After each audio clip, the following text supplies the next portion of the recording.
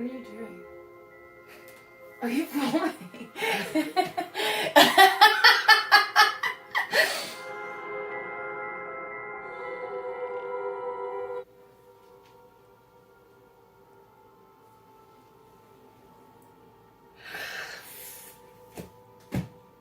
Hello and welcome to Costumes and Cocktails.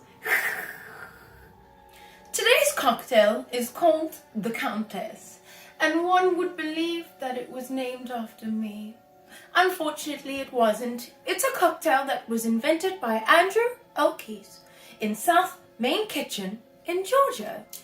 Andrew had a taste for Earl Grey tea, which I believe is probably a little unusual for an American, and so his friends called him Fancy. And with that name, he decided to create a cocktail that was fancy, though not as fancy as me, and he called it the Countess. Apart from some of the more common ingredients such as gin and lemon juice, the Countess has some interesting ones too. Pomegranate, Saint Elder, which is an elderflower liqueur, and of course, staying true to the fanciness, there is Lillet Blanc, which has been infused with Earl Grey tea. To make this infusion, you simply put the Lillet Blanc in a pot on the stove and add an Earl Grey tea bag to steep, making sure not to boil the Lillet Blanc. The combination of all of these drinks creates quite a complex cocktail that is enhanced by the Earl Grey flavor. They say that the bergamot citrus and the black tea flavors serve to perfectly complement the floral dryness of the Lillet Blanc.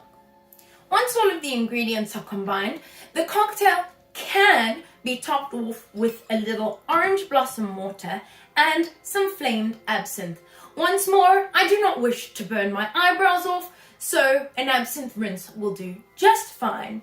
These flavors, these last two ingredients are actually optional, but it's said that they will add a little bit more of a pop. Let's get to making the cocktail. I'll start off with Milwaukee gin, which actually comes from Virginia. This one has an interesting range of botanicals. I'm going for the more floral ones, the lavender and lemongrass, to complement the interesting flavors that I'll be using along with it. Beginning with the gin, we need 45 milliliters. In the recipe, it does recommend using 13th colony gin. I have no idea what that is, so I'll be using the gin I have on hand.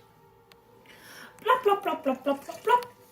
The next ingredient is the Earl Grey Lillet. Once more, it is Lillet Blanc that has been infused with Earl Grey tea. I did that and then decanted it into this amazing bottle. We need 3/4 ounces of the Earl Grey Lillet Blanc. So because I work in metric, I've had to convert that, and it's quite a peculiar number. It's around 22 milliliters. So let's go for it. The next ingredient is elderflower liqueur. Now, if you know the taste of elderflower, it's quite floral, and this, because it's a liqueur, is very, very sweet. It's not overly cloying and sweet though, but of course it's not something that's meant to be drunk on its own. We will need another 22 milliliters of the Saint Elder. Then we have some pomegranate juice, allegedly full of antioxidants.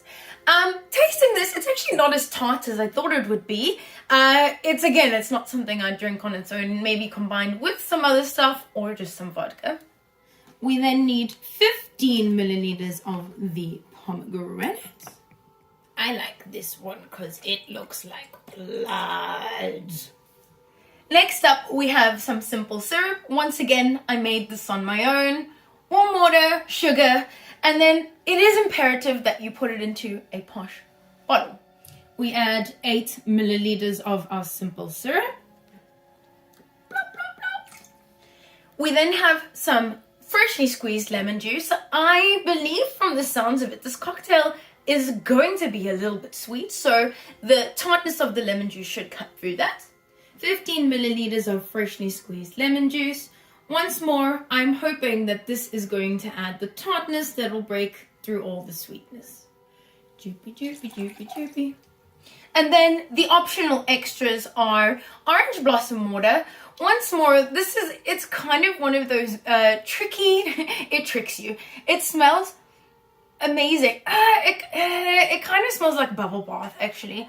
And as with bubble bath, you wouldn't taste it on its own. Well, you would never really drink bubble bath ever, but orange blossom water, don't taste it on its own. 3 dashes of the orange blossom water. This has no kind of funnel or way to gauge it, so I'm going to actually pour it into the lid because I don't want to overdo it. Dash, dash, dash. And finally, we have some absinthe. Again, I'm going to do just an absinthe rinse rather than light it on fire and burn the house down. The strong anise flavor again. I am genuinely curious to see how all these flavors are going to work together. So I'm just going to do an absinthe rinse, which will be a baby pour, and then we just go blah blah blah blah blah blah blah blah blah blah blah blah blah, and then we drink the rest, right? Time to shake it all up. I'm always scared of spraying this all over.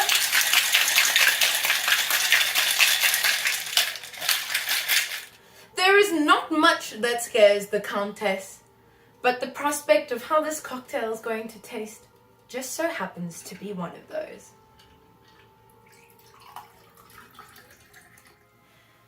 As they say in the old country, Prost.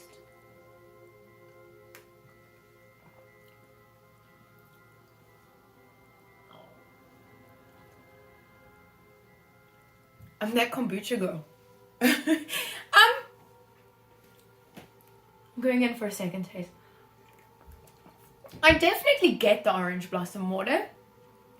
It's turned out far better than I anticipated. I thought I was going to have to wash my mouth out with some fresh blood. But now I'm going to still drink some blood and have this as a dessert. Thank you so much for joining me. And I'll see you next week when I wake from my peaceful slumber.